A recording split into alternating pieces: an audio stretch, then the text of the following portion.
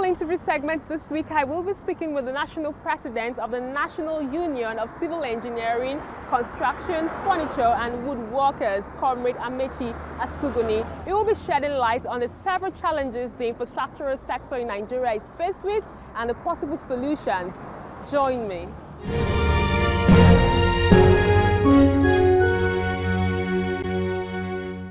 It's good to have you on the program. You're welcome. A lot is happening in the construction sector, and your union just celebrated its 40th anniversary. How would you say the construction, the engineering, the woodworkers, how would you say they fared over the past 40 years? Actually, the sector, as you can see, represent the true foundation for infrastructure for a given country. And like the theme of our summit stated, the role of infrastructure in a developing economy, in particular case study of Nigeria. Construction Union has displayed its relevance over 40 years. And the convention is all over that it's a sector that can be used to measure infrastructure growth in Nigeria. As a people who believe in commitment, members of this union have contributed their quotas to various companies in the quest to achieving the required goal. The problem we have certainly is not the company, certainly also cannot be the workers. The problem is the government that should set the infrastructural framework for the country. We're talking about infrastructural design. This has to be achieved before a contract is awarded. So when this is already rolled out to companies, companies engage members to do the job, actualize the project, and fine, we are good to go. But over the years, we have seen situations whereby projects are awarded, new government come and they pick up another project, living the dream of Nigeria almost half done all the time. It's a problem because a country does not change. What changes is the people that governs the country. So when we say new government, probably is a scenario that affects the vision of every administration. The new government we talk about that, we're talking about new people in government.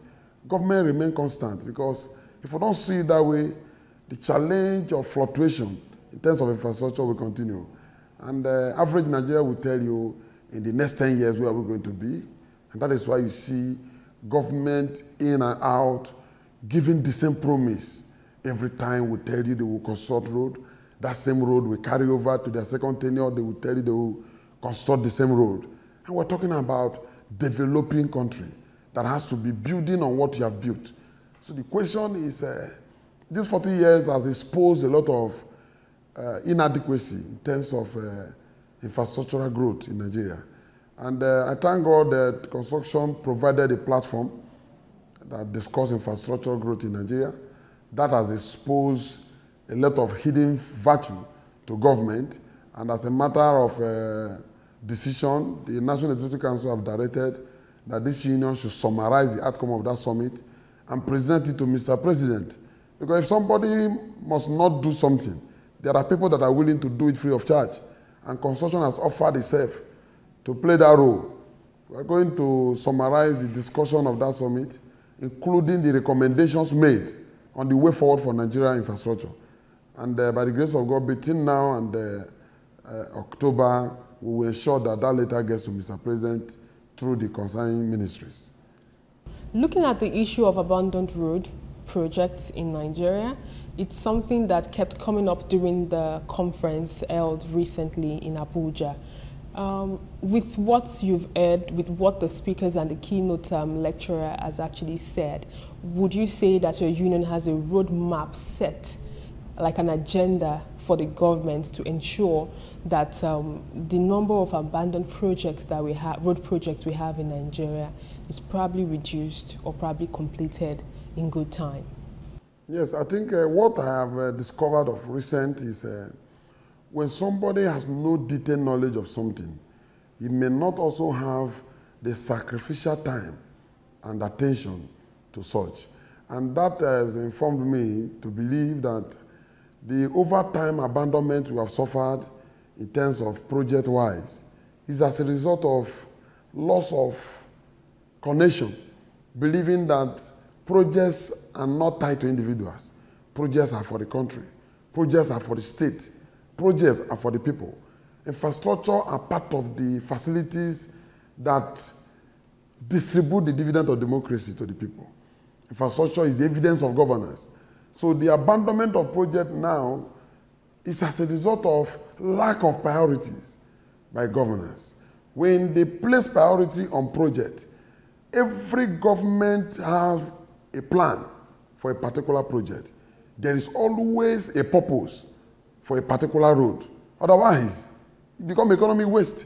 So when a project is awarded to achieve a particular objective, irrespective of the government that award that project, is seen to be government priority. And therefore, when another government should come on board, is to take after the, irrespective of the party. See, country Nigeria is not known to be any political party. Political parties, these are political institutions put in place to gain power. But the government of this country is of democracy, is for the people. How do you govern that the people will enjoy basic facilities such as road, medical, name them, transportation, a good transport system, reliable one, is capable of saving Nigeria even from the challenge of agriculture that we're talking about. How would the rural area get access to the urban market if there's no road? So you need to know why you are connecting the urban to the rural areas. You need to know that the influx of people to the urban will certainly increase rentage fee. And as such, housing provision is necessary. But when you don't have this within your memory or your program, you will just be awarding projects for awarding sake. That is why you see this is a country where they award airport to a particular region and they award another airport to another region, just to distribute airport to where it has no economic basis. So for me, abundant project, as part of our recommendation to government, is that they should place priority on project, irrespective of who has awarded that project, to ensure that project A has to finish for B to connect to it. If you abandon project A to start another project, you are just simply beginning a new project. And that is a big loss. It's a big waste, and we must kick against it. We've all been encouraged to be whistleblowers. I would like to ask you, has there been any time the union actually raised eyebrow or probably informed the public or probably reminds the government of some of the projects that they've abandoned? Yes, I think one of the factors we have recently, even through the speaker of that summit, is to be told that the cost of our project is unnecessarily high as a result of probably lack of proper evaluation before projects are awarded. In terms of a whistleblower, where it exists, for me, we don't have such cases, because it's only when you have actually paid for the project that one will be guided to know whether... But there's this trend that we know of a project being completed on paper, but at the end of the day, in reality, it's not. So is there anything the union is hoping to probably do in some few years to come or some few months in terms of engaging the government properly? Because we know that if there are projects to be done, we know that your workers, the companies will be more engaged, and it will definitely probably create more wealth for the workers and also increase the number of jobs that we have. So what's your take on this? Yeah, I think for now, I will say nothing of such at my disposal, but I must tell you that the union is resolute in terms of monitoring. We've done it before, including fight against casualization. Ordinarily, it's not the duty of trade union. But I will tell you that this administration, for the past 5 years, we have converted over 10,000 casuals to permanent staff.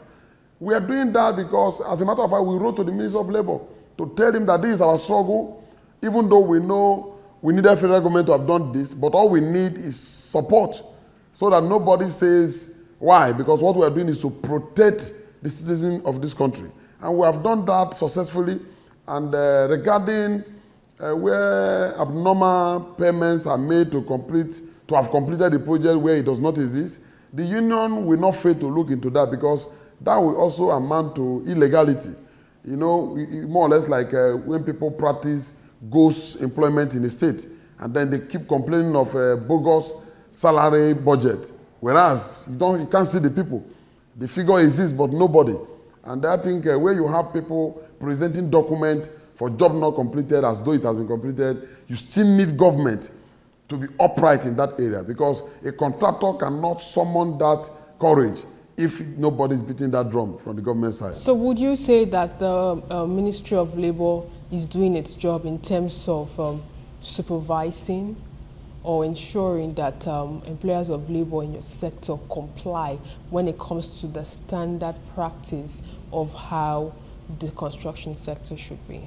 Over time, we have actually raised issues with regard to inadequacy in terms of monitoring capacity from the Ministry of Labour. But with the recent discussion we had with the minister, he has also assured us, including promises that where it exists, beyond the monitoring units coming there, that even myself can put a call to him to report such cases, and he will do everything possible to arrest the situation. But beyond that, we want a self-effective system whereby the companies already we know that illegality is not pardoned in Nigeria. And when you have such time, because I know very well that the monitoring unit over time has not performed effectively.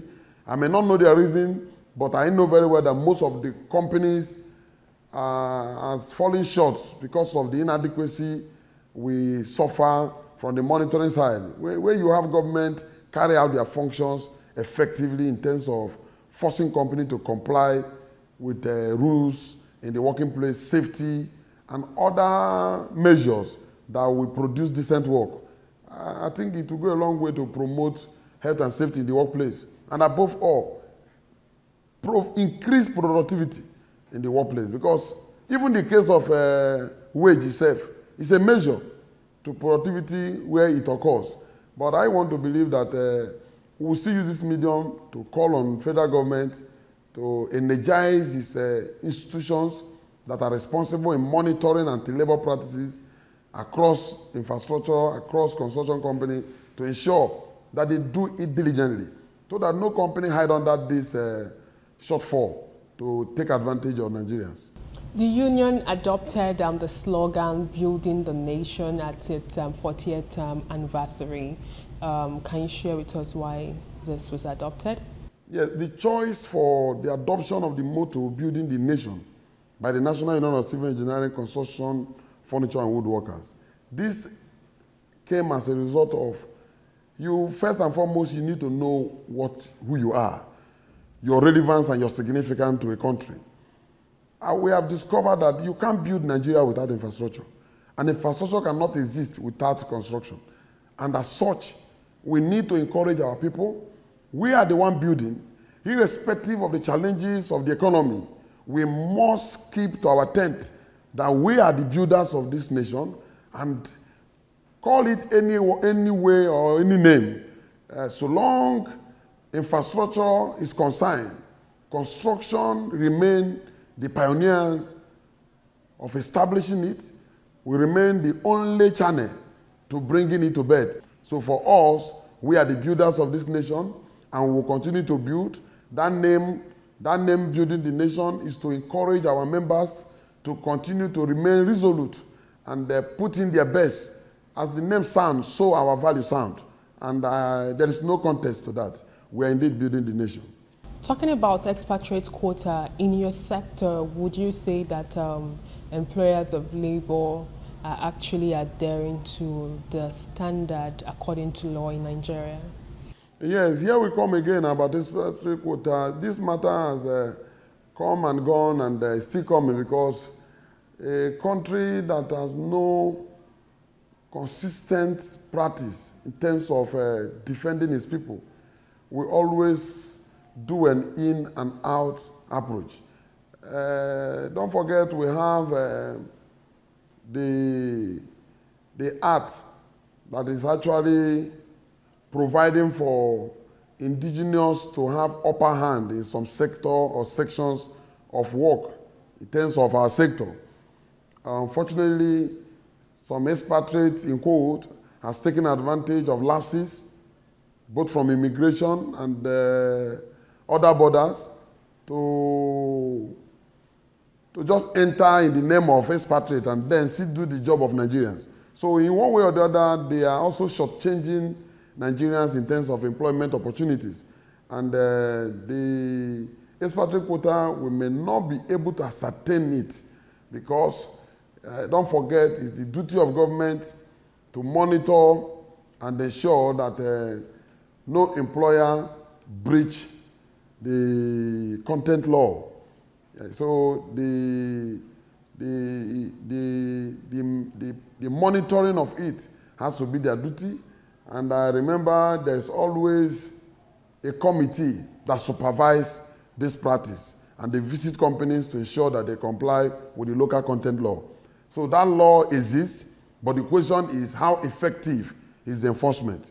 So for us, from what we are seeing in some Chinese companies and other European companies in the sector, they bring in some white, not necessarily the expert nature of their job, but just because they saw the opportunity to key in. So for us, they should continue to resist those employees from the company side that are not necessarily expert, that has come to dominate and take the job of Nigerians. It's unacceptable because we can't do it to them. They don't suffer that against us in their country, but we suffer it here against our people. So for me, we'll continue to advocate that government live up to expectation in ensuring that employment are measured according to their quotas. Job made for Nigerians should be done by Nigerians, and where you have few jobs that require expatriate, even those jobs that require expert need, requires a Nigerian to partner with that expert such that in a short run or a longer run, depending on the nature of the job, a Nigerian should have full idea of that job. But in this case, expatriate work for 1 year, 10 years, and is still doing the same job. Nigerians should monitor this, and it should be the duty of all. So talking about the indices, would you say that with the indices of us spending twice the amount of money compared to other African countries to construct roads, do you think that we are ready for infrastructural growth? Yes, I express my fear because when we have a proof that says the cost of constructing a kilometer road in Nigeria is double of what is spent outside the nation, irrespective of the soil nature of the country. Because average road in this country, you can consider the north, where at least you can't complain much of swamp. So, but if you take a sample from the north and then you discover that a kilometer road is worth twice what we are spending in Kenya or Ghana, then one is afraid because it means that from the origin we are not getting it right. And that is where some people may suspect corruption because these costs are deliberate. Whereby a road that's required to take 100 billion is taking double, and then people will tell you they cannot pay salary, but they'll do everything possible to see how they can dig out certain percentage of that money, and then before you know, the contractor may not tell you everything. So we are worried that from the source, where the contract is awarded is the problem, not actually the contractor. It's not what the tender they get. And therefore, we just have to monitor the financial books of this state to actually know what goes to the contractor and what's come back in return. Because if what is being awarded for infrastructure is put on infrastructure on a yearly basis, we can't be where we are. I'm very sure we can be. From the central to the unit of state, the money voted in through budget, every year we talk about the need of financial infrastructural linkage. And we are linking them abnormally. And again, the chances of getting what we want on a yearly basis is not there, then it cause for worry because it's a country that everybody wants to see growing. And if the money is available, but the experts to bring this money to practice in terms of building the nation is lost, then the children, the future generation, they have lost their dream. Okay, with all you said, it's obvious that there's a lot of whistleblowing that we might have to be seeing from the Construction Workers Union. It's good to have you on the program. Thank you. God bless you. You're welcome. And that's all we can take on today's edition of the program. Join us next week for a fresh edition of the show. I am Sharon Ijason. Thanks for watching, and remember, labor creates wealth.